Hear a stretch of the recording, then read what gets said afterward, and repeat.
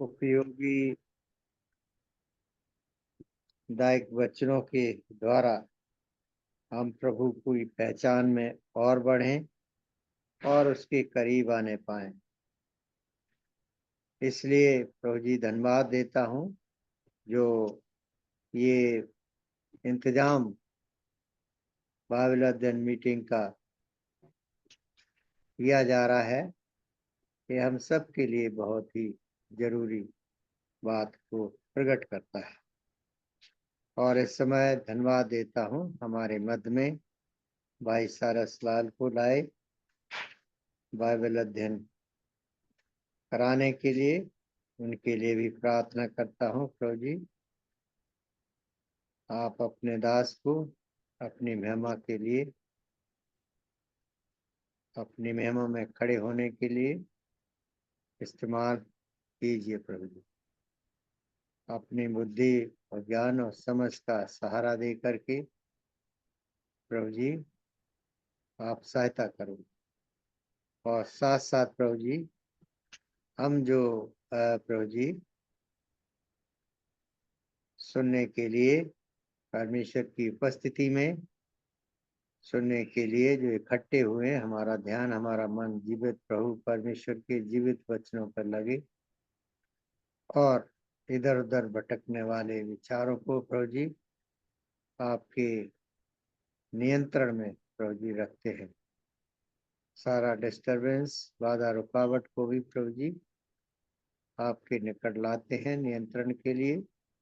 और जिस जूम माध्यम के थ्रू हम जुड़े हुए हैं इसको भी प्रभु जी शुरू से आखिर तक ठीक ठाक रखिए ताकि हम तरीके के अनुसार सही रूप से सुन सके। प्रभु दया कीजिए, जो हम गाना गाते हैं उसमें प्रभु जी आपकी आशीष चाहते हैं और जो वचन हम सुनते हैं सब बातों में प्रभु जी आपकी आत्मिक आशीषों को पाने के लिए प्रभु जी हम जो इकट्ठे हुए प्रभु हम आपके आत्मा के प्रकाश में रहते हुए सब वचनों को ध्यान पूर्वक सुने और अपनाएं और अपने अपने व्यवहारिक जीवन में प्रभु जी लागू करने पाए।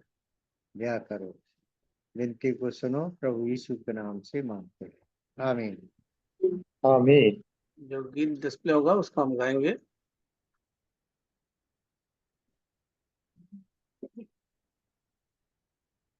Okay.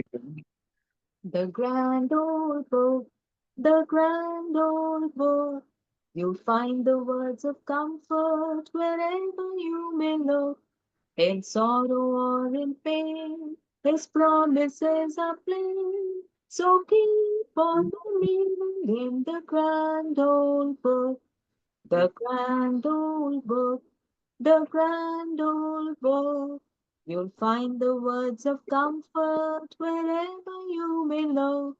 In sorrow or in pain, His promises are plain. So keep on believing in the grand old book.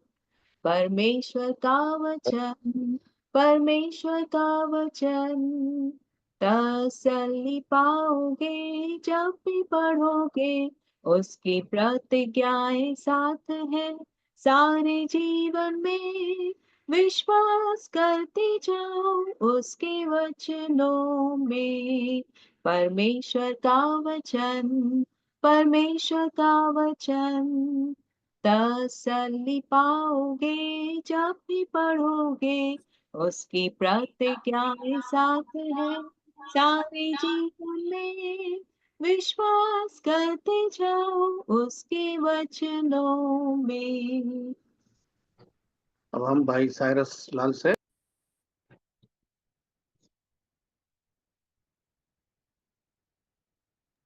भाई साइरस। सबको जय मसीह की। जय मसीह भाई। आज के अध्ययन के लिए हम उसी विषय को जो पिछले सप्ताह हमने अध्ययन किया था और दो जगह से मुझे लगता है कि हमने पढ़ा था।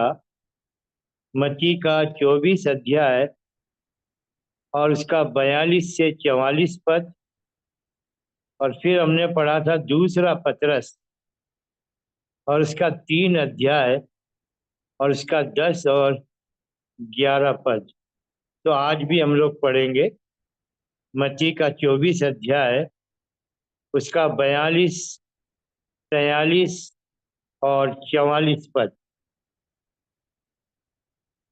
इसलिए जागते रहो, क्योंकि तुम नहीं जानते कि तुम्हारा प्रभु किस दिन आएगा। परंतु ये जान लो कि यदि घर का स्वामी जानता होता कि चोर किस पहर आएगा, तो जागता रहता और अपने घर में सेंध लगने ना देता। इसलिए तुम भी तैयार रहो, क्योंकि जिस घड़ी के विषय में तुम सोचते भी नहीं हो, उसी घड़ी मनुष्य का पुत्र आ जाएगा। दूसरा पोर्शन 2 पीटर, दूसरा पतरस और उसका 3 अध्याय और 10 और 11 पद। परंतु प्रभु का दिन चोर के समान आ जाएगा। उस दिन आकाश बड़ी हड़हड़ाहट के शब्द से जाता रहेगा और तत्व बहुत ही तप्त होकर पिघल जाएंगे और पृथ्वी और उस पर के काम जल जाएंगे। जबकि ये सब वस्तुएं इस रीति से पिघलने वाली हैं, तो तुम्हें पवित्र चाल चलन और भक्ति में कैसे मनुष्य होना चाहिए। प्रभु यीशु मसीह चोर के समान आएगा, और हमने पिछले समय इस बात को देखा था। पवित्र शास्त्र बाइबल में 4 जगह प्रभु के आने को चोर के समान दिखाया गया है, और हमने उन चारों जगहों से पढ़ा था। पर आज हम चारों जगहों से नहीं पढ़ेंगे। मैं रेफरेंस आपके सामने ला देता हूं। पहली जगह है पहला थिस्सलुनीकियों और उसका 5 अध्याय और उसके 2 पद में प्रभु यीशु मसीह के आगमन को दिखाया चोर के समान। फिर दूसरा जो वर्णन है दूसरा पतरस उसका 3 अध्याय और उसके 10 पद में, जिस पे आज हमारा अध्ययन होगा। और तीसरी जगह है प्रकाशित वाक्य उसका 3 अध्याय, और जब 3 और 4 पद को पढ़ेंगे तो वहां भी प्रभु यीशु मसीह के आगमन को चोर के समान दिखाया है। और चौथी जगह जो प्रकाशित वाक्य की ही पुस्तक में है, उसका 16 अध्याय और उसके 15 पद में हम इस बात का वर्णन पाते हैं। तो आज हमारा अध्ययन दूसरा पतरस उसका 3 अध्याय और 10 और 11 पद के अनुसार होगा। और इससे पहले कि हम अपने अध्ययन को आरंभ करें, छोटी सी प्रार्थना मैं करना चाहूंगा ताकि प्रभु मेरी सहायता करे। प्रेमी पिता दयालु परमेश्वर, धन्यवादी है दिए गए इस सुंदर समय के लिए, क्योंकि आज के वर्तमान में जो समय है, जैसे हम वचन के द्वारा बहुत ठीक से जान पाए हैं कि अंतिम दिन है और प्रभु का आना जो अचानक से है बड़ा निकट है। और बहुत ही या ये कहें कभी भी इन्हीं दिनों में प्रभु यीशु मसीह आ सकता है। हमारी विनती है परमेश्वर पिता हमारी सहायता करे, विशेष करके अपने निकम्मे दास को प्रभु जी लहू से धोइए, ताकि हर एक शब्द हर एक वचन जो आपके दास के मुंह से निकलना है केवल और केवल पवित्र आत्मा के द्वारा। तो दया करिए प्रभु, ये सच है जैसे हमारे भाई ने प्रार्थना की, ये हमें समय मिला है हमारे लिए सचमुच बड़ा कीमती है, बहुत कीमती है, बहुत कीमती। तो प्रभु जी हमारी सहायता करिए, हमारे चारों लहू का बाड़ा लगाइए, जहाँ जहाँ भी आपके लोग हैं, हर जगह पर प्रभु, ताकि हम आपके लहू के बारे में सुरक्षित रहते हुए बड़े लगन से, ध्यान से वचन को सुन सकें और हमारी आत्मिक उन्नति हो, हम आपकी पहचान में आ सकें। प्रार्थना सुनिए, मांग लेते हैं अपने उद्धारकर्ता प्रभु यीशु के ऊंचे और पवित्र नाम में, आमीन। आमेन। पिछली दफा जब हमने दूसरे पत्रस के 3 अध्याय के 10 और 11 पद को पढ़ा था, यहाँ वचन में लिखा है, परंतु प्रभु का दिन चोर के समान आएगा। उस दिन आकाश बड़ी हड़हड़ाहट के शब्द से जाता रहेगा और तत्व बहुत ही तप्त होकर पिघल जाएंगे और पृथ्वी और उस पर के काम जल जाएंगे। 11 पद पे हमारा अध्ययन था, इसलिए कि जो कुछ 10 पद में लिखा है उसे 11 पद में कैसे दिखाया गया, जबकि ये सब वस्तुएं इस रीति से पिघलने वाली हैं। कौन सी वस्तुएं? आकाश बड़ी हड़हड़ाहट के शब्द से जाता रहेगा, जितने भी भौतिक तत्व है वो भी तप्त होकर, गर्म होकर पिघल जाएंगे। और तो और लिखा है, पृथ्वी और उस पर के काम भी जल जाएंगे। तो ये बातें, ये चीजें, ये वस्तुएं जब इस रीति से पिघलने वाली हैं, तो मेरे और आपके लिए परमेश्वर का वचन ये मांग कर रहा है, मुझे और आपको पवित्र चाल चलन और भक्ति में कैसा मनुष्य होना चाहिए। और परमेश्वर का धन्यवाद हो, पिछले समय हमने एक बात पर ध्यान किया, पवित्र चाल चलन में हमें कैसा मनुष्य होना चाहिए, और हमने प्रभु यीशु मसीह को, उसके जीवन को, उसके चाल चलन को सम्मुख रखकर अध्ययन किया। आज हम थोड़ा सा आगे बढ़ेंगे, जो 11 पद में दूसरी बात है, और भक्ति में कैसे मनुष्य होना चाहिए। पवित्र चाल चलन और भक्ति, हमारी हिंदी बाइबल में भक्ति है और इंग्लिश बाइबल में किसी किसी में और जो सही तर्जुमा है वहां पर रिलीजन लिखा है, पर हम हिंदी बाइबल के अनुसार अध्ययन कर रहे हैं। तो हमारे सामने है, हमें भक्ति में कैसा होना चाहिए व्यक्तिगत जीवन। साधारण तरीके से भक्ति को हम कैसा देखते हैं, चाहे संसार के लोग हैं, चाहे अलग अलग जाति के लोग हैं, सबके पास कुछ ना कुछ है जिसे वो लोग पूरा करके यही सोच लेते हैं कि ये भक्ति है। और हम विश्वासियों में भी ऐसा पाया जाता है कि यदि हमने सुबह अपनी बाइबल पढ़ ली, कुछ लोग दिन में भी बाइबल पढ़ते हैं, मैं ऐसे परिवारों में रहा जो दिन सुबह के नाश्ते से पहले बाइबल पढ़ते, दिन के भोजन से पहले बाइबल पढ़ते, और रात को फैमिली प्रेयर करते, और फिर भोजन से पहले भी बाइबल पढ़ते और प्रार्थना भी करते। और इसी को कई लोग यही सोच लेते हैं यही भक्ति है। मेरे प्रियो, मैं ये नहीं कहता कि भक्ति के लिए ये बातें जरूरी नहीं है, बिल्कुल जरूरी है। वचन भी पढ़ना है, अध्ययन भी करना है, प्रार्थना भी करनी है, पर तो भी भक्ति की सच्चाई या वचन के अनुसार जो हमें दिखाया गया, मेरे प्रियो, वचन में लिखा है भक्ति का भेद गंभीर है। पहली बात, भक्ति एक भेद है, और दूसरी बात लिखा है, इसमें संदेह नहीं कि भक्ति का भेद गंभीर है।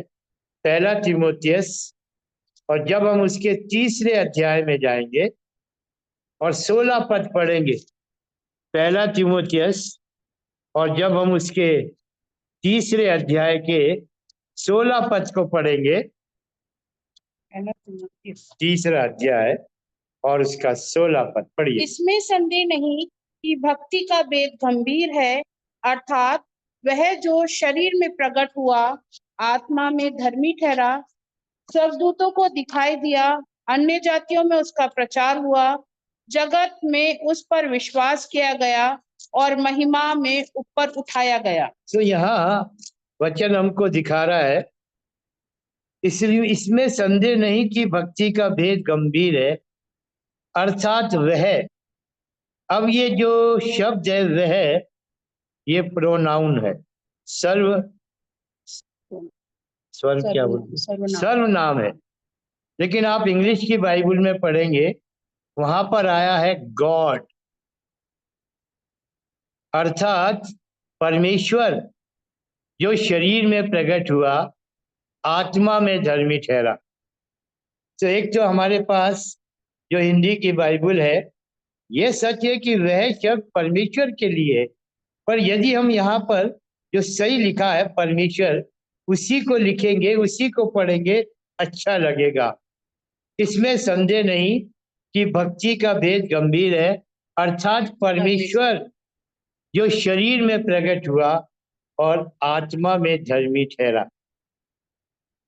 यद्यपि परमेश्वर आत्मा है, लेकिन जब वो इस पृथ्वी पर आया, उसने देह को धारण किया, अर्थात शरीर में आना, पर यह लिखा है परमेश्वर जो शरीर में आया पर आत्मा में धर्मी ठहरा। यहीं से प्रियो हम इस भक्ति के भेद को समझ सकते हैं। भक्ति का जो संबंध है वो सीधा सीधा आत्मा से।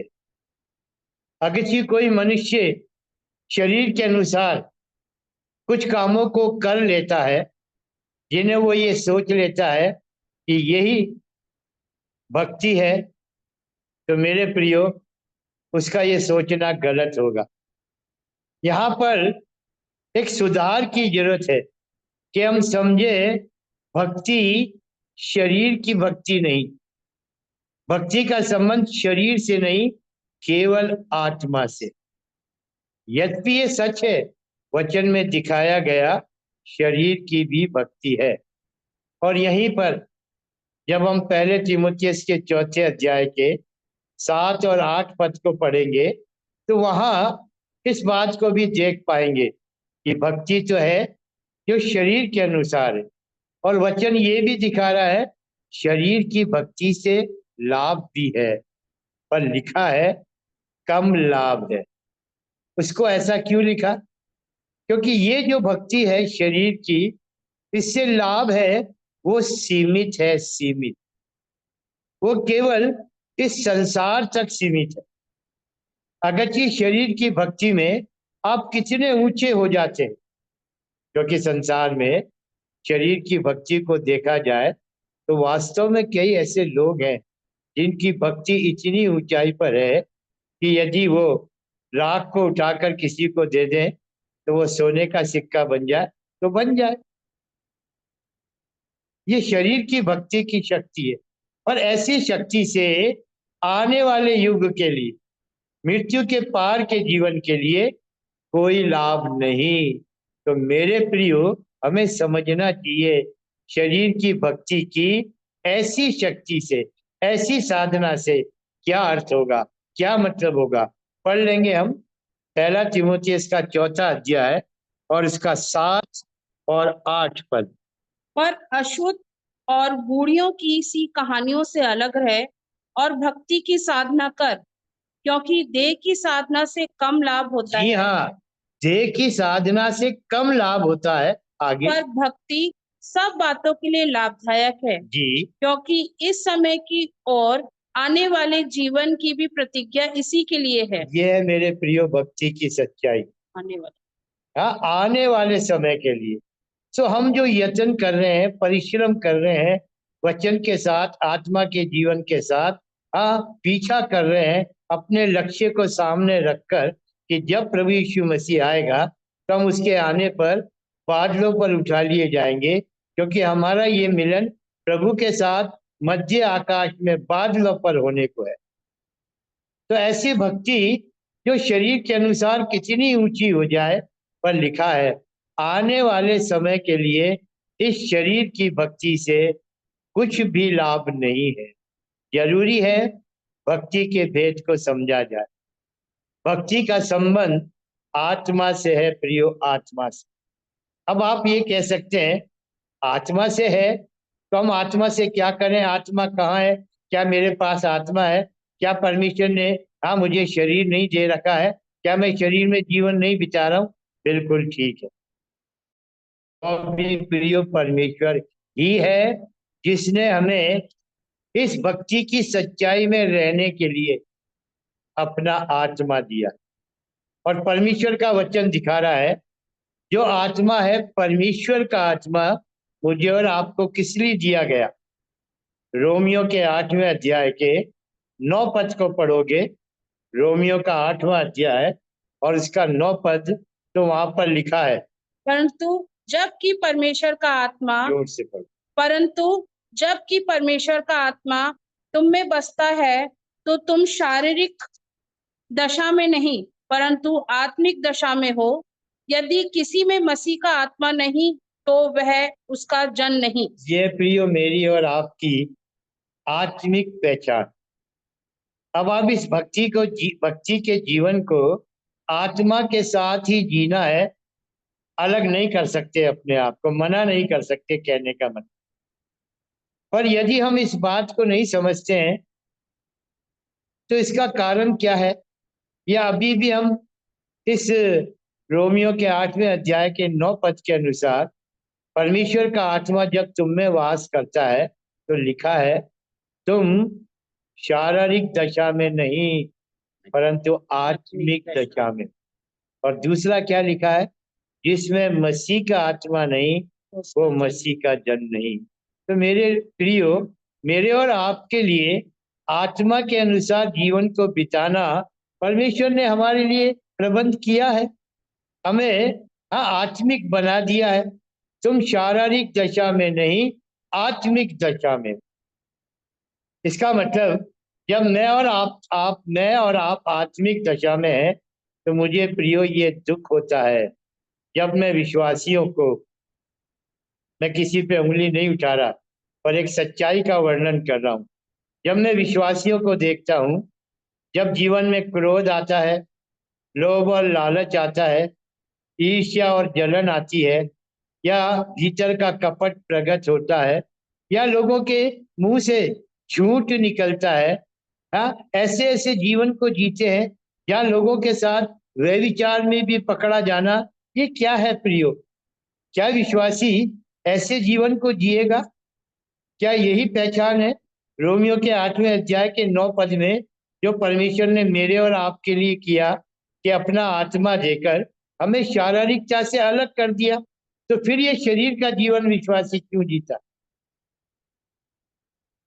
क्रोध आएगा, लड़ाई झगड़े होंगे। आज आप देखिए, मंडलियों में देखिए, कलीसियाओं में देखिए, मुझे कहते हुए दुख होता है, लड़ाई झगड़े कहाँ तक पहुंच गए हैं, मुकदमेबाजी हो रही है, कलीसियाओं के टुकड़े हो रहे हैं। और तो और जैसे पहले कुरिन्थियों के पहले अध्याय के 10, 11, 12 पद में दिखाया गया, कोई अपने को पौलुस का कह रहा है, कोई अपने को अपुल्लोस का कह रहा है, कोई अपने को कैफा का कह रहा है। क्या है ये? क्या ये आत्मिकता है? क्या रोमियो के 8वें अध्याय के 9 पद का जो आदर हमको दिया गया है परमेश्वर के आत्मा ने, जो इसके हम भागी हैं प्रियो, क्या इसलिए दिया कि हम इस सब कुछ के होते हुए भी शारीरिक जीवन बिताएं? तो फिर आप बताइए आपकी भक्ति कैसी? इसीलिए वचन में लिखा है, इसमें संदेह नहीं कि भक्ति का भेद गंभीर है। अगर कि आपके साथ ये जीवन है तो मेरे प्रियो आपको सचेत होना है, आपको अपने जीवन को जांचना है। परमेश्वर ना करे ऐसे जीवन को जीकर हम परमेश्वर की दृष्टि में दुचित्ते लोग, डबल माइंडेड। इसलिए परमेश्वर ने अपना आत्मा हमको नहीं दिया प्रियो, बल्कि इसलिए दिया है कि हम सचमुच भक्ति के जीवन की जो सच्चाई है, जिसमें मुझे और आपको आत्मा के अनुसार ही जीवन को बिताना है। और इसीलिए वचन में ये जो जीवन हमको दिखाया गया है आत्मा के अनुसार बिताने के लिए, मेरे प्रियो, मुझे बड़ा कहते हुए अच्छा लगता है कि हम ऐसे कलीसिया जीवन के दर्शन में हैं, ऐसी जगह पर हम लाए गए हैं, ऐसी कलीसियाओं में हम रखे गए हैं जहां पर वचन के द्वारा जो बातें आत्मिक रीति से हैं, जिसकी पहली पहचान है प्रियो साउंड डॉक्ट्रिन। साउंड डॉक्ट्रिन, खरा उपदेश, वो शिक्षा जो मसीह की शिक्षा के अनुसार है। संसार में और भी बहुत से लोग हैं जो अपने आप को विश्वासी कहते हैं, विश्वासी बिलीवर्स असेंबलियां, कलीसियां कहलाई जाती हैं, कई नाम है, कई लोग हैं, सब अपने को दूसरी कलीसियाओं से अच्छा समझते हैं।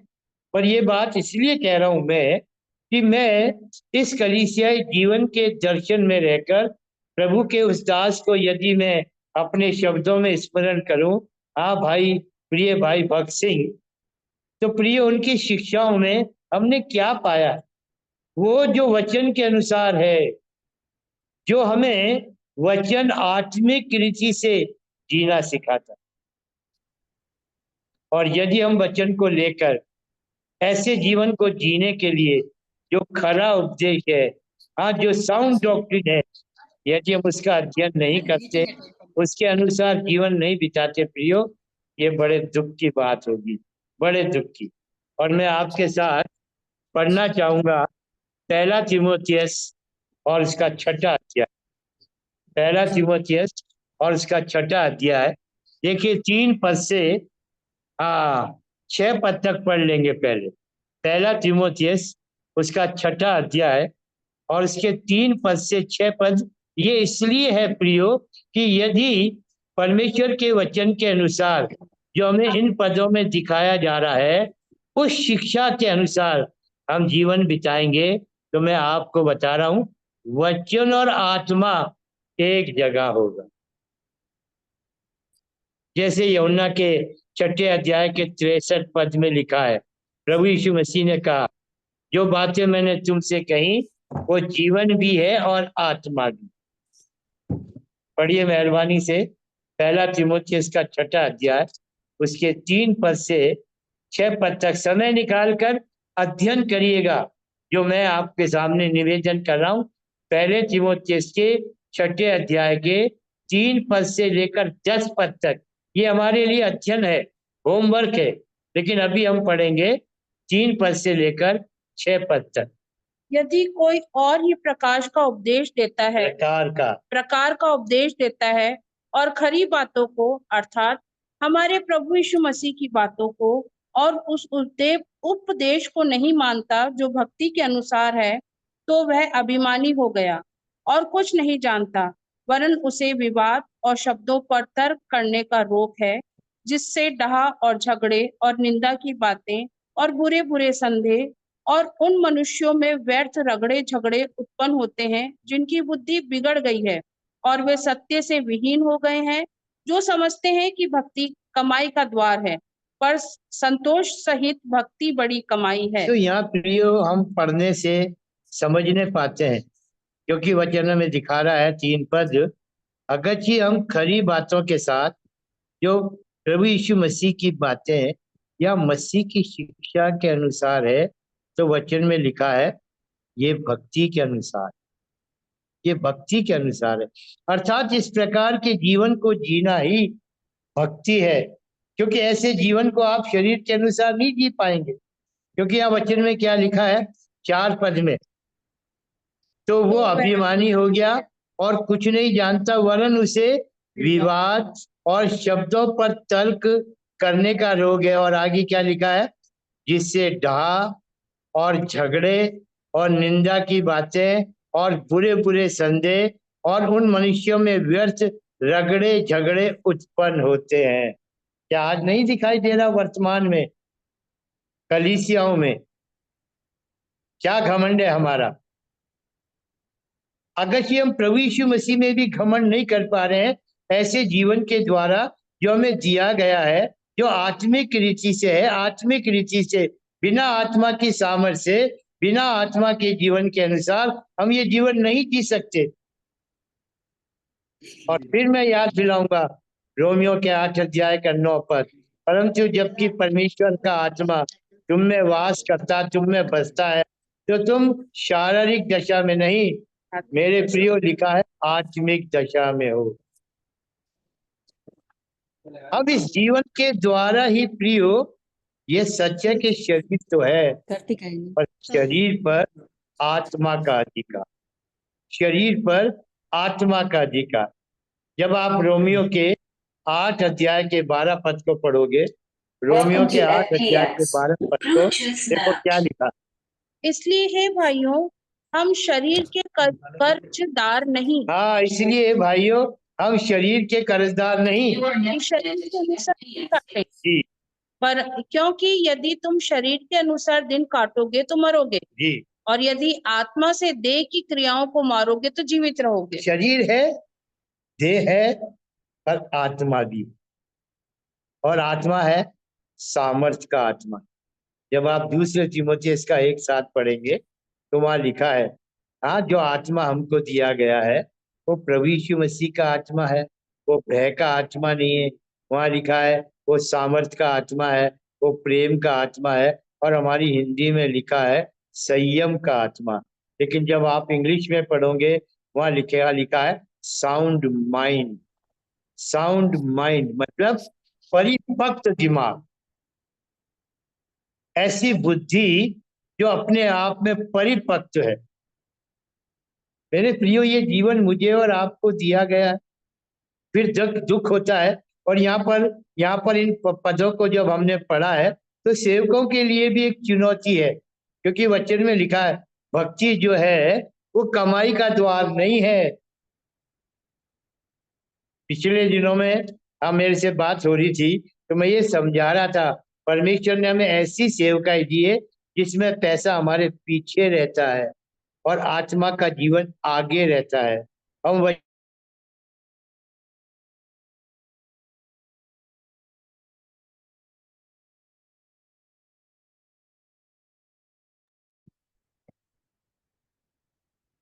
सर आवाज नहीं आ रही, अब म्यूट हो गया माइक।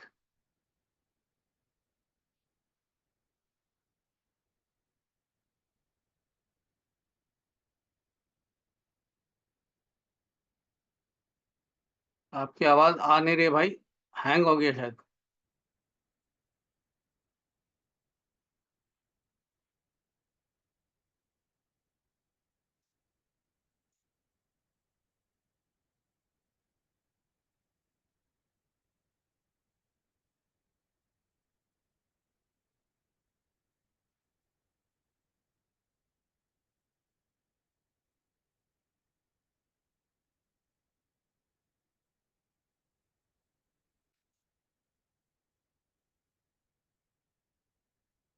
भाई के मोबाइल में कुछ प्रॉब्लम है तो अब दोबारा जोड़ेंगे, थोड़ा इंतजार कर लें।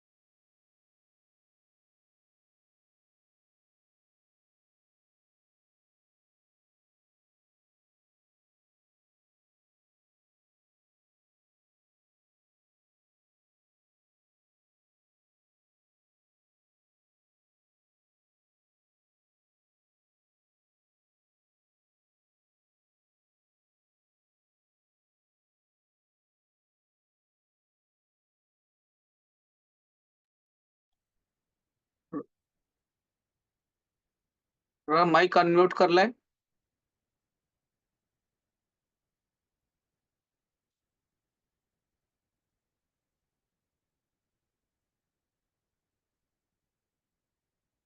अब भी आवाज नहीं आ रही है।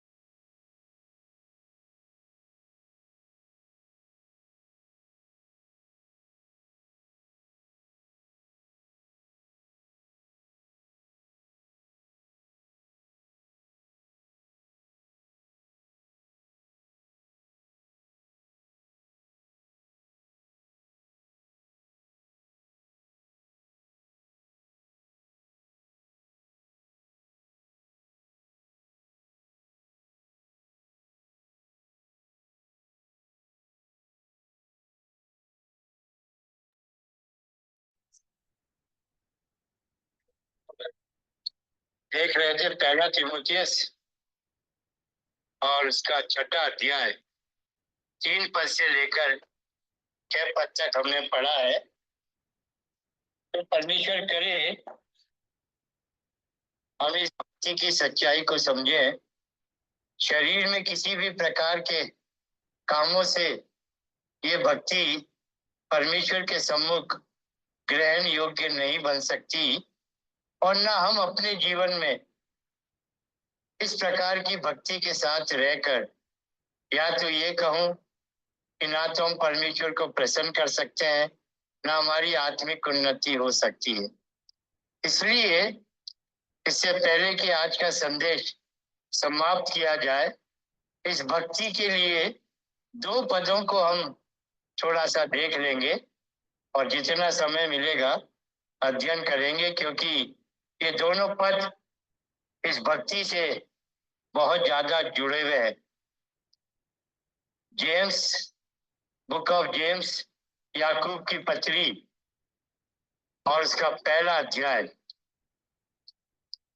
और उसका 26 और 27 पद, याकूब के पहले अध्याय का 26 और 27 पद को पढ़ेंगे तो मेरे प्रियो, भक्ति की वास्तविकता या जो भक्ति का भेद है, दूसरे शब्दों में जो भक्ति का जीवन है, हम यहाँ से देख सकेंगे, अपने आप को जांच सकेंगे क्या सचमुच हम जो भक्ति का जीवन जीते हैं उसमें ऐसा ही है जैसा वचन हमसे मांग कर रहा है।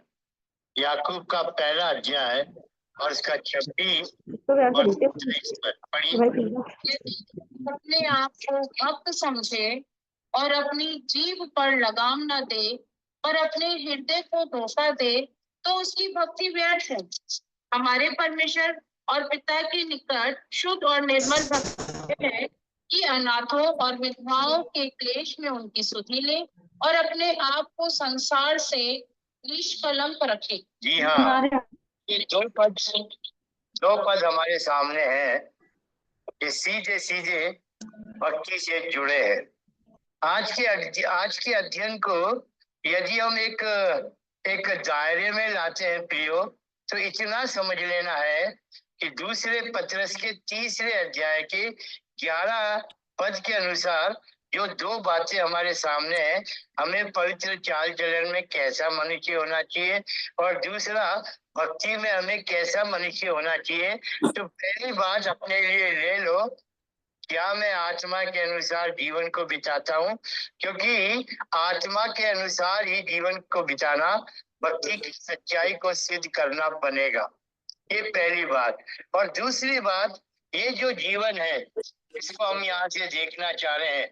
याकूब के पहले अध्याय के 26 और 27 पद से, तो आप देखिए किस प्रकार से वचन ने हमको दिखाया है, दिखाई।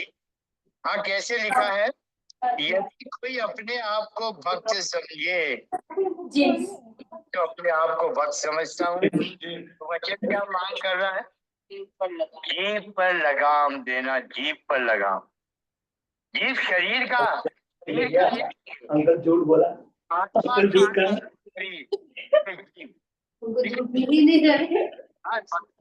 अगर ये कोई अपने आप को भक्त समझे, तो पहले तो वो अपने आप को देखे, क्या वो अपनी जीभ पर लगाम रख सकता है या रखता है या नहीं रखता। मेरे प्रियो, इसी बात को समझना है, क्योंकि हम याकूब के पहले अध्याय में से जब इन आखिर के 2 पदों पर पढ़कर अध्ययन कर रहे हैं, तो इसी याकूब का 3रा अध्याय है जो जीभ के ऊपर ही वर्णन है। याकूब के 3रे अध्याय में जीभ के विषय में ही लिखा गया है। और मेरे प्रियो, जीभ को वश में करने वचन में लिखा है। हाँ, ये मनुष्य के तो अधिकार या उसके लिए संभव नहीं। तो फिर हम क्या करें? जब वचन एक तरफ तो कह रहा है जो जीव है, जीव का कोई वश में नहीं कर सकता, और दूसरी तरफ याकूब के पहले अध्याय का 26 पद कह रहा है कि हमें जीव पर लगाम देनी है। अब आप बताइए कैसे होगा?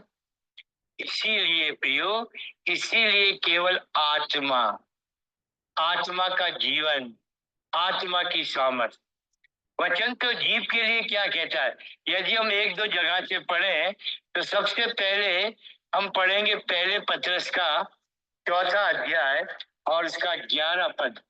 पहला पत्रस और उसका 4था अध्याय और उसका 11 पद। यदि कोई बोले तो ऐसा बोले मानो परमेश्वर का वचन है।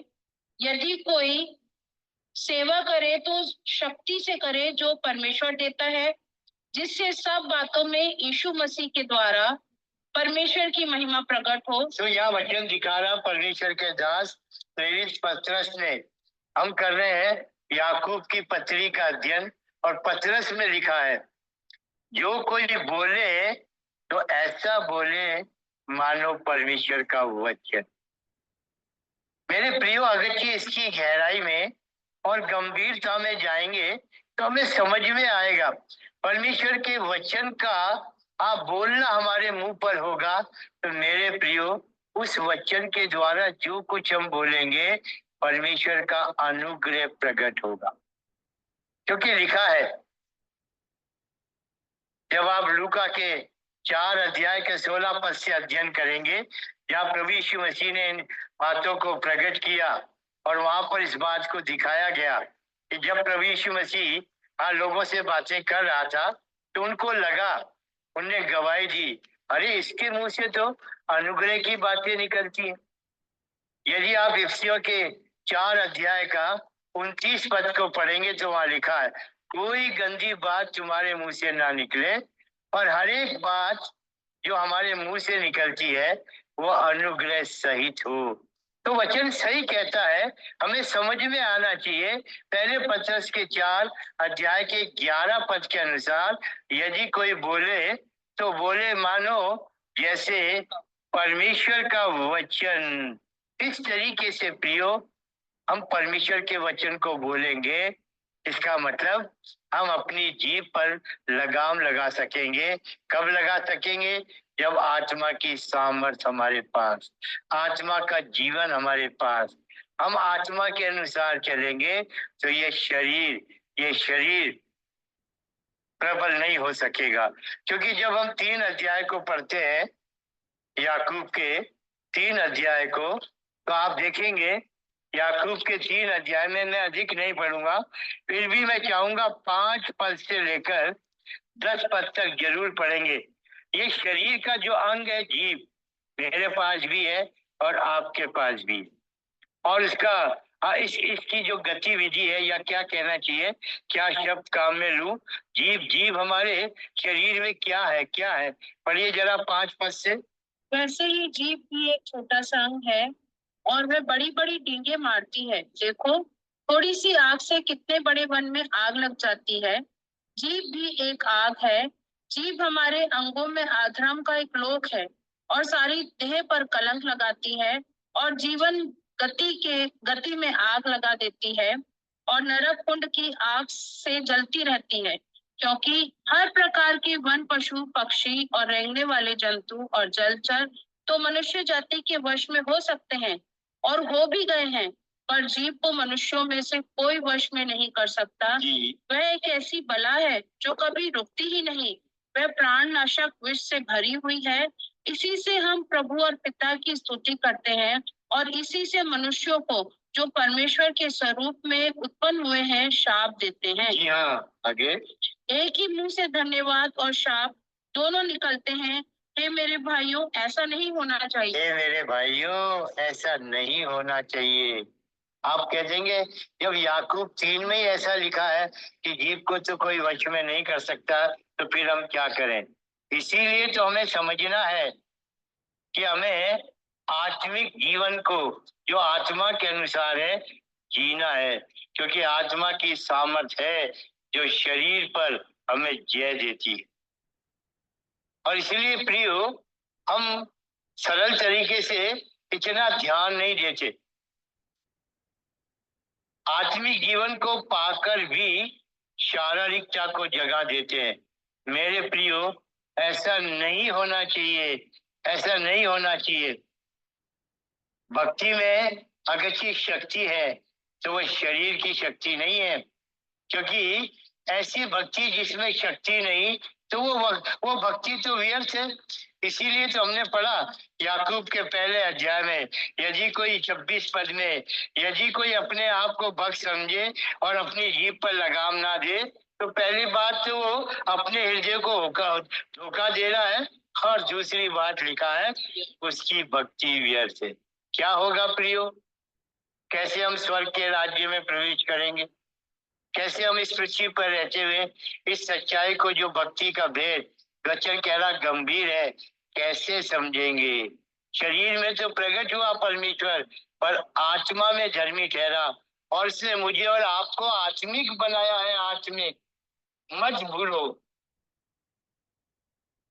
इस जीवन का आनंद लो जो आत्मा का जीवन है, जो हमें विजयी जीवन को जीने के लिए सामर्थ्य देता है। मेरे प्रियो, मैं फिर कहूंगा, पढ़ना 2 तीमुथियुस 1:7 वचन में लिखा है, हमें भय का आत्मा नहीं दिया है, जो आत्मा हमको दिया है वो सामर्थ्य का भी है, प्रेम का भी है, और वो संयम का भी।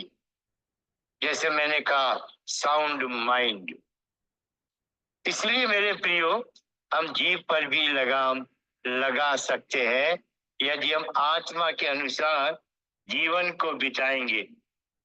और पुराने नियम में भी जीव को लेकर समय निकालकर हम पढ़ते भी हैं, जानते भी हैं, कितनी जगह लिखा है जीव के विषय में। और फिर भी 2 पदों को तो हम पढ़ भी लेंगे। निकालिए भजन संहिता 34, भजन संहिता 34 और उसका 13 और 14 पद। वचन सही था, क्योंकि Psalm 34 वर्स 13 एंड 14। अपनी जीभ को बुराई से रोक रख और अपने मुंह की चौकसी कर कि उससे छल की बात ना निकले। बुराई को छोड़ और भलाई कर, मेल को ढूंढ और उसी का पीछा कर। अब यदि इन्हीं पदों के अनुसार परमेश्वर के वचन में और भी देखें तो कितनी जगह है जिनको हम पढ़ते हैं अपने प्रतिदिन के मनन में, या जब भी वचन को सुनते हैं ये बातें हमारे सामने आती, क्यों लाई जाती है प्रियो? हमारे सुधार के लिए। परमेश्वर हमें देखता है, हमारे जीवन में सुधार की आवश्यक है। हम आत्मिक होकर भी शारीरिकता को जगह देते हैं। It is not good. ये अच्छा नहीं है, बिल्कुल अच्छा नहीं। हम प्रियो इस पृथ्वी पर नाश होने के लिए नहीं चुने गए। हमारा उद्धार इसलिए नहीं हुआ है, ये पवित्र आत्मा हमको इसलिए नहीं दिया गया है। हमें इस भक्ति के भेद को समझना है, भक्ति की शक्ति को समझना है और भक्ति के लिए आत्मिक रीति से जीवन को जीना है। क्योंकि जब हम आत्मा में जीवन को जीते हैं प्रियो, हम समझ सकते हैं या ये कह सकते हैं, जो आत्मा का जीवन जिएगा वो आत्मा के फलों से पहचाना जाएगा। अर्थात उसके पास प्रेम होगा, आनंद होगा, मेल, शांति, धीरज और कृपा, भलाई, विश्वास, ये सब कुछ होगा। अब जब ये जीवन में नहीं दिखाई दे रहा है, कितना अजीब सा लगता है। विश्वासी प्रेम के विषय में बातें करता है और अच्छे से गले मिल लेता है और फिर भी प्रेम की सच्चाई में परस्पर एक दूसरे के लिए ऐसे जीवन को नहीं जीता है। सामने लोग हमें अच्छा बता रहे हैं और हमारे विषय में दूसरी जगह हमारी बुराई कर रहे हैं। ये क्या है? अरे हमारा जीवन ऐसा ही होना चाहिए कि चाहे वो हमारे मुंह पर कहें, चाहे और कहीं कहें, हमारे विषय में उनके पास हमारी गवाही हो, हमारे जीवन की सच्चाई हो। क्योंकि पवित्र आत्मा पाकर यदि हम गवाह नहीं बने तो मेरे प्रिय प्रेरितों के पहले अध्याय के 8 पद में जब पवित्र आत्मा के दिए जाने का या पवित्र आत्मा के मिलने का जो वचन दिखाता है, स्पष्ट है। जब तुम पवित्र आत्मा पाओगे या जब तुम सामर्थ्य पाओगे, अर्थात पवित्र आत्मा, तो लिखा है तुम मेरे गवाह होगे। किस बात के गवाह? अरे ये गवाही आत्मा के जीवन के बिना कैसे दोगे? इसलिए मेरे प्रियो, परमेश्वर ने हमें कितना ऊंचा उठाया है। पृथ्वी पर रहने वाला शरीर के अनुसार अपने सर को झुकाएगा, सुअर की तरह नीचे देखेगा, लेकिन जो पवित्र आत्मा में जीवन बिताएगा वो अपने आप को हल्का समझेगा, वो आत्मिक रीति से ऊंचा उठेगा, वो शरीर पर जय पाएगा, शरीर के कामों पर जय पाएगा, चाहे शरीर का अंग जीव भी क्यों ना हो, उस पर भी वो लगाम लगा सकेगा। ये प्रियो याकूब के पहले अध्याय के 26 पद में हम इस बात को देखते हैं। तो समय को देखते हुए हम इस 26 पद के अनुसार आगे तो नहीं जाएंगे, पर हाँ इन बातों का अध्ययन करिए, क्योंकि दूसरी बात यहाँ 27 पद में भी हमको मिलती है जो भक्ति से जुड़ी है। याकूब के पहले अध्याय के 27 पद को भी देखिए। यहाँ लिखा है, हमारे परमेश्वर और पिता के निकट शुद्ध और निर्मल भक्ति यह है कि अनाथों और विधवाओं के क्लेश में उनकी सुधि लें और अपने आप को संसार से निष्कलंक रखें। जी हाँ, यहाँ पर तो और भी भक्ति को या भक्ति की ऊंचाई को दिखाया गया। परमेश्वर के निकट भक्ति की जीवन के लिए मुझे और आपको परमेश्वर के निकट रहना है, क्योंकि परमेश्वर देख रहा है मेरी और आपकी भक्ति, और यह वचन हमको दिखा रहा है परमेश्वर के निकट लिखा है शुद्ध और निर्मल। शुद्ध और निर्मल भक्ति मतलब भक्ति में किसी भी प्रकार की अशुद्धता, किसी भी प्रकार की मिलावट, भक्ति में किसी भी प्रकार का ढोंग करना, ये परमेश्वर को नहीं भाता प्रियो। कि वो हमें ऐसा देखे कि हम भक्ति के जीवन को तो बिता रहे हैं, लेकिन जब परमेश्वर हमारे अंदर उस जीवन को देखता है तो पाता है हमारे पास दुखिता जीवन है, भीतर भलाई की जगह बुराई है, मेल की जगह लड़ाई झगड़े हैं, प्रेम की जगह बैर है। किस तरीके से हमें दूसरों की भलाई की चिंता करनी चाहिए, पर अपनी ही भलाई में हम जीवन को बिताते रहते हैं। प्रियो, परमेश्वर के निकट ये सब चीजें अच्छी नहीं, यही तो शारीरिकता है। और परमेश्वर हमें शारीरिकता से अलग करके इस आत्मिक जीवन के साथ भक्ति के जीवन को सिद्ध हम करें, यही चाहता है। क्योंकि वचन में हम पढ़ चुके, परमेश्वर जो शरीर में तो प्रकट हुआ, परमेश्वर इस जगत में शरीर में तो प्रकट हुआ, पर आत्मा में धर्मी ठहरा। आत्मा में तो परमेश्वर आत्मा में धर्मी ठहरा, तो उसने हमें भी तो आत्मा दिया है कि हम भक्ति का जीवन जिए, धार्मिकता का जीवन जिए। प्रियो, केवल पवित्र आत्मा के जीवन से ही हम पवित्र जीवन जी सकते हैं, धार्मिकता का जीवन जी सकते हैं, निर्दोषता का जीवन जी सकते हैं, भलाई का जीवन जी सकते हैं, प्रेम का जीवन जी सकते हैं, सच्चाई का जीवन जी सकते हैं। ये केवल आत्मा के अनुसार है। और यदि ऐसा जीवन नहीं बिताएंगे मेरे प्रियो, तो अपने आप को धोखा दे रहे हैं। अपने आप भूल जाओ कि हम दुचिता जीवन जी के शरीर में रहकर और ये दिखाएं कि हम आत्मिक हैं या आत्मा का जीवन जी रहे हैं, तो परमेश्वर को भी नहीं, अपने आप को धोखा देना है। हमारी भक्ति व्यर्थ है प्रियो, व्यर्थ। क्या करोगे? दौड़ोगे तो दौड़ोगे और इनाम नहीं जीतोगे। हाँ, कुश्ती भी लड़ोगे और हार जाओगे, तो फिर क्यों कुश्ती लड़ रहे हो? फिर क्यों अपनी दौड़ को दौड़ रहे हो? अरे दौड़ो तो ऐसा दौड़ो कि जीतो। दौड़ते तो सभी हैं, इसमें कौन सी बड़ी बात है। विश्वासियों की भी भीड़ है, पर आप कहाँ हैं, मैं कहाँ हूँ, इस बात को देखो ने। आप दूसरे को क्यों जांच रहे हो?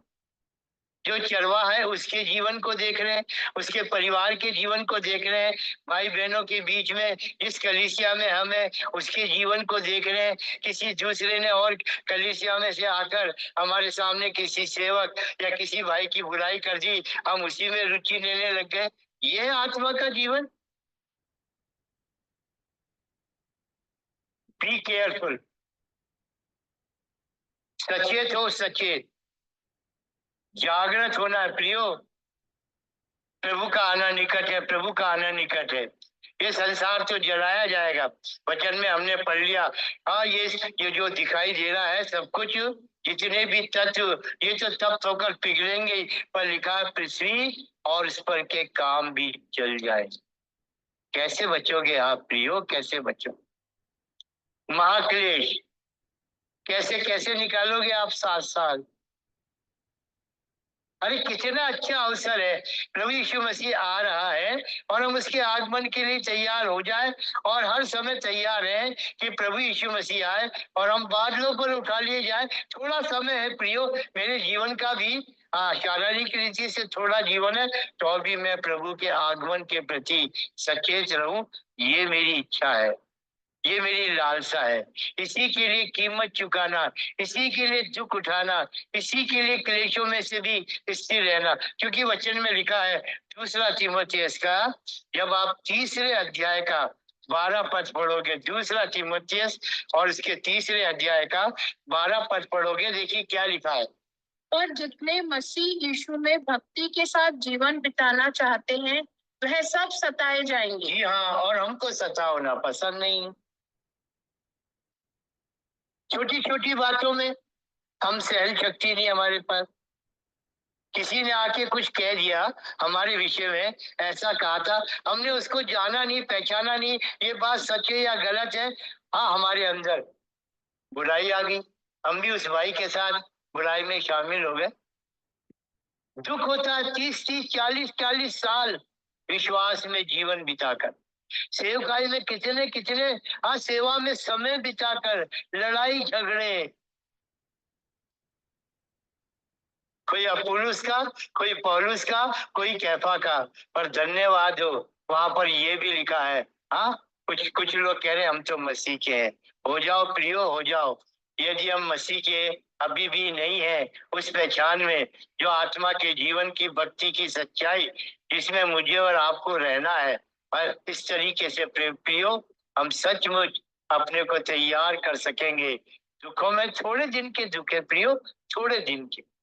और वचन में लिखा रोमियो के 8 अध्याय के 17-18 पद में, ये जो दुख हमारे लिए है ये भी उस महिमा के आगे कुछ भी नहीं है, कुछ भी नहीं। कितने लोग आज जेलों में है, सुसमाचार की गवाही, सुसमाचार के प्रचार। कितनी कलीसियाओं को जो गांव के अंदर बेचारे तंबू लगाकर अपने घरों में कैसे कैसे कैसे भक्ति के साथ जीवन बिता रहे हैं, उनके सामानों को तोड़ा जा रहा है, उनको सतावने में किस तरीके से उठाकर आज जेलों में डाल दिया जा रहा है। और ऐसा होना इस समय के लिए कोई नई बात नहीं है। मत्ती के 24 अध्याय के 9 पद में ये हमारे लिए सतावने का समय है। और वचन पूरा हो रहा दूसरा तीमुथियुस के 3 अध्याय का 12 पद, जितने मसीह यीशु में भक्ति के साथ जीवन बिताना चाहते हैं वो सताए जाएंगे। थोड़े दिन का दुख है मेरे प्रियो, थोड़े दिन का दुख। मैं वो वचन पढ़ना चाह रहा था आखिर में समय को देखते हुए। दूसरा तीमुथियुस, देखिए पौलुस तीमुथियुस को क्या कह रहा है। दूसरा तीमुथियुस, मैं ज्यादा समय नहीं लूंगा, 2-3 मिनट। दूसरा तीमुथियुस और उसका पहला अध्याय और देखिए इसके 13 पद में क्या लिखा है। जो खरी बातें तूने मुझसे सुनी है उनको उस विश्वास और प्रेम के साथ जो मसीह यीशु में है अपना आदर्श बनाकर रख, और पवित्र आत्मा के द्वारा जो हमने बसा हुआ है, और पवित्र आत्मा के द्वारा जो हमने बसा हुआ है, इस अच्छी धरोहर की रखवाली कर। यहाँ देखा पौलुस ने तीमुथियुस को लिखा, और अपने विषय में वो क्या कह रहा 12 पद में, इस कारण मैं इन दुखों को भी उठाता हूँ पर लजाता नहीं, क्योंकि मैं उसे जिस पर मैंने विश्वास किया है जानता हूँ, और मुझे निश्चय है कि वह मेरी धरोहर की उस दिन तक रखवाली कर सकता है। देखा प्रियो, यह है जीवन। हम उस वचन को पूरा तो नहीं कर पाए जो याकूब के पहले अध्याय के 27 पद में था। केवल हम इतना ही देख सके, परमेश्वर के निकट शुद्ध और निर्मल भक्ति, विधवाओं का, अनाथों का सुधि लेना, और दूसरी बात थी प्रियो, अपने आप को इस संसार से निष्कलंक रखना। तो परमेश्वर हमारी सहायता करे। यदि प्रभु ने हमें फिर अवसर दिया, क्योंकि मैं आगे के लिए अभी इसलिए नहीं कहने पाता हूँ कि 7 दिन के बाद इस बीच में क्या होगा, लेकिन यदि प्रभु ने मेरे अगुवाई करी तो मैं फिर आपको बता सकूंगा कि हम इस अध्ययन को आगे भी जारी रख सकेंगे या नहीं। पर यदि ऐसा नहीं होता है प्रियो, तो जो 2 शुक्र हमने अध्ययन किया है, मेहरबानी से दूसरे पत्रस के 3 अध्याय के 10 और 11 पद से लिपटे रहो, अध्ययन करो। परंतु प्रभु का दिन चोर के समान आ जाएगा। उस दिन आकाश बड़ी हड़हड़ाहट के शब्द से जाता रहेगा, और जितने भी तत्व हैं तप्त होकर पिघल जाएंगे, और पृथ्वी और इस पर के काम भी जल जाएंगे। जबकि ये सब वस्तुएं इस रीति से पिघलने वाली हैं, तो वचन मांग कर रहा है हमें पवित्र चाल चलन में कैसा मनुष्य और भक्ति में भी कैसा मनुष्य होना चाहिए। परमेश्वर हमारे अध्ययन पर आशीष दे, और सचमुच हम प्रभु के आगमन के लिए अपने को तैयार रख सकें, कर सके नहीं, प्रभु के आगमन के लिए अपने को तैयार रख सकें। Yes brother. Thank you brother. जय मसीह। जय मसीह की भाई। भाई आशा प्रकाश आखिरी प्रार्थना करेंगे और बेनेडिक्शन देंगे। आइए हम प्रार्थना करेंगे। हमारे भले परमेश्वर, विश्वास योग्य और धर्मी परमेश्वर, अपने लोगों के हित के बारे में काम करने वाले परमेश्वर, और प्रभु जी चिंता करने वाले परमेश्वर, धन्यवाद देता हूँ प्रभु जी आपके इस बहुमूल्य समय में, आपकी उपस्थिति में प्रभु जी, हमने आपके वचन के द्वारा हमारे जीवन से संबंधित वे वचन जो आपकी तरफ से हैं हमारे जीवन के लिए कितने महत्वपूर्ण बात को प्रकट करते हैं। और हमने देखा कि हमारे प्रभु का आगमन अति शीघ्र है, चोर के समान है, अचानक आ जाए। इस संबंध में प्रभु जी हमारा भक्ति में, जैसा कि दूसरा पत्रस 3:10 और 11 में परमेश्वर की मांग हमारे भक्ति की चाल चलन का जीवन कैसा हमें देखना है, हमें अपने आप को जांचना है, क्योंकि परमेश्वर ने हमें संसार से अलग किया और हमारे अंदर परमेश्वर का आत्मा का जीवन जीने के लिए सीधा सीधा संबंध, भक्ति का संबंध सीधा सीधा आत्मा से जुड़ा हुआ है। इस बात को भी प्रभु जी हमने रोमी 8 और 9 में देखा है, क्योंकि हम उस संसार से जहाँ पर हम एक समय में शारीरिक, हम आपसे निकाले हुए, आपकी दृष्टि में हम घृणित और पापी होने के नाते परमेश्वर के दंड के अधीन, लेकिन ये आपका प्रेम और विशेष दया का कारण है जो आज हम परमेश्वर के उस जीवन को जिससे जिससे वो मांग करता है, हम कैसा जीवन यापन कर रहे हैं। क्योंकि परमेश्वर के वचन में हम देखते हैं सब बातों की भक्ति का वेश गंभीर है और इसे समझ पाना ही गम, और हम इसे कैसे व्यतीत कर रहे हैं ये भी गंभीर है। लेकिन जब हम उसके आज्ञाकारिता के जीवन में आते हैं और उसके लिए अपनी शारीरिक दशा को कंट्रोल में करते हुए प्रभु जी आपके सम्मुख वे सब बातें प्राप्त करने के लिए नम्र और दीन होते हैं, तो प्रभु हमें सब प्रकार की बुरी दशाओं से छुड़ा करके हमारा ध्यान, हमारा मन जीवित प्रभु परमेश्वर के निकट लगता है और हम जीवन को देखने पाते हैं, हम अपने आप को जांचने पाते, क्योंकि प्रभु जी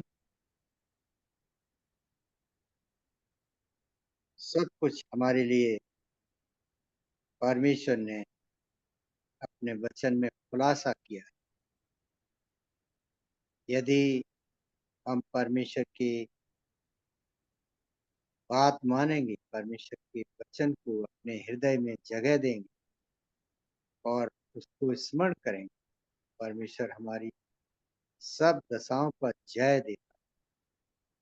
इसलिए प्रभु हमें सचेत करता है आगे के लिए, जबकि सब कुछ एक दिन नष्ट हो जाएगा। जो हमने वचन में पढ़ा है कि पृथ्वी के सारे तत्व और सब कुछ एक दिन नष्ट हो जाए, और ऐसी दशा में जब सब कुछ परमेश्वर नष्ट करने वाला है, लेकिन वो हमें बचाना चाहता। यदि हम उसके कहे के अनुसार चलेंगे,